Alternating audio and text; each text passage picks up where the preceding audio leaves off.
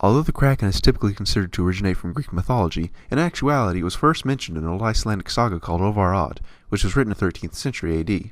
As the main characters of the saga sailed across the Sea of Greenland, they encountered two monsters, the Lingwach and the Hafgufa. The Hafgufa is linked to the Kraken. Originally, Kraken were considered to be similar to giant crabs, having similar characteristics to giant whales as well. However, in later versions, Kraken have been described as giant sea creatures resembling an octopus, the suckers on their tentacles having spikes. The idea of a giant sea monster controlled by gods was adopted by the Greek when epic poets Ovid and Hesiod wrote the story of Perseus.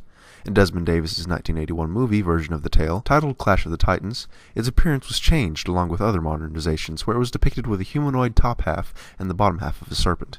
Among both Greek mythology and sea monsters in general, the Kraken is undoubtedly iconic. This could be for a number of reasons. Making a grand appearance on the silver screen in 1981 when the monster movies were at an all-time high could be a good explanation. The Kraken that appeared in the 1981 movie Clash of the Titans was given life by Ray Harryhausen, who was a well-respected stop-motion animator. The name Kraken does not actually appear in Greek mythology. It was known as Leviathan. The name Kraken came much later and was named after The Kraken Wakes, which was an apocalyptic science fiction novel by John Wyndham. In the 1981 film, there were 3 different figures of the character used for animation: a 3-foot full-body figure, now displayed at the Berlin Museum, a replica of only the top half, much larger, which was used for close-ups, and finally, a 15-foot model made of sponge rubber that had to be loaded with lead so it would sink and be filmed by an underwater cameraman.